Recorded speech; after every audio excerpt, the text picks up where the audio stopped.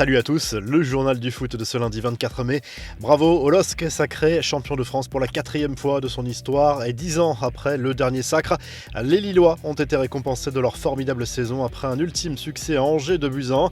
La fête a été à la hauteur de l'événement dans le vestiaire des Dogs, mais aussi dans les rues de Lille malgré le couvre-feu. Les supporters ont tenu à célébrer ce grand moment de l'histoire du club. Dans la nuit, les joueurs ont été accueillis par des centaines de supporters à leur retour dans le nord de la France. Le LOSC a donné rendez-vous à ses supporters ce lundi afin de célébrer le titre de champion de France. Les joueurs de Christophe Galtier défileront dans le centre-ville de Lille en fin d'après-midi à bord d'un bus impérial. Le PSG devra donc se contenter de la 2e place. Monaco se rapproche de la Ligue des Champions, même s'il faudra peut-être passer par un barrage. Lyon ne jouera que l'Europa League comme Marseille et Rennes va découvrir la Ligue Europa Conférence, cette nouvelle compétition lancée par l'UEFA. Voici quelques chiffres pour résumer cette saison 2020-2021. 8 comme le nombre de défaites pour le PSG cette saison, soit le pire total depuis l'arrivée des Qataris aux commandes du club. Le PSG qui termine meilleure attaque avec 86 buts, Kylian Mbappé meilleur buteur avec 27 buts, Memphis Depay meilleur passeur, Lille finit avec la meilleure défense avec 23 buts encaissés, avec 1049 buts inscrits cette saison. L'exercice 2020-2021 devient le plus prolifique en France depuis la saison 1982-1983. Enfin voici l'équipe type de la saison dévoilée dans le cadre des trophées UNFP: Navas, Klose, Marquinhos, Kipembe, Renildo Paqueta, Tchouaméni, André, Depay, Neymar, Mbappé. Ce dernier est aussi désigné logiquement meilleur joueur de la saison. Yilmaz, Ben Yedder, Neymar et Depay étaient les 4 autres nominés. Christophe Galtier est récompensé par le trophée de meilleur entraîneur, là aussi fort logiquement. Le coach lillois est sacré pour la 3e fois de sa carrière. Rideau également sur la saison de Première Ligue. À l'issue d'une dernière journée complètement folle, les positions en haut de classement ont mis du temps à se figer. Derrière les intouchables City et United, ce sont Liverpool et Chelsea qui arrachent leur billet pour la prochaine Ligue des Champions. Leicester y a cru jusqu'au bout, mais évoluera en Ligue Europa avec West Ham. Tottenham découvrira l'Europa League Conférence. Fulham, West Brom et Sheffield United descendent en Championship. Les infos et rumeurs du mercato, la mise au point de Nasser El Khelaifi concernant l'avenir de Kylian Mbappé. Je dis toujours que Kylian est un joueur du PSG, qu'il va rester au PSG à 100%. S'il ne prolonge pas, ne vous inquiétez pas, laissez-nous travailler. Il est parisien, il est français, il adore Paris. Il n'y a pas de problème à lâcher le président parisien. Il faudra peut-être aussi s'attendre à un été agité, a également prévenu Nasser El Khelaifi.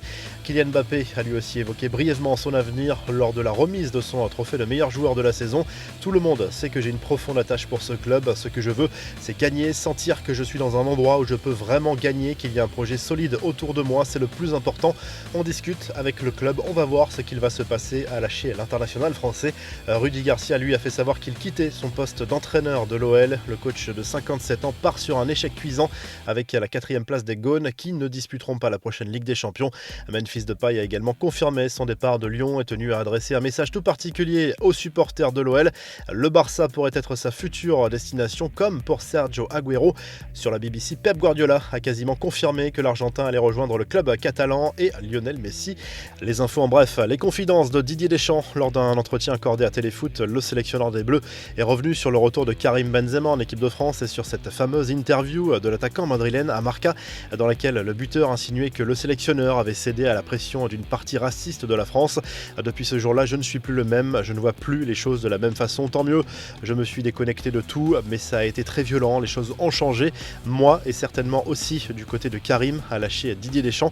Robert Lewandowski a lui reçu son trophée de meilleur buteur de la Bundesliga ce week-end, une semaine après avoir égalé le record de Gerd Müller qui avait inscrit 40 buts lors de la saison 1971-1972. L'international polonais a profité de la réception d'Augsbourg pour l'améliorer. L'attaquant du Bayern termine la saison avec 41 buts en Bundesliga en 29 matchs.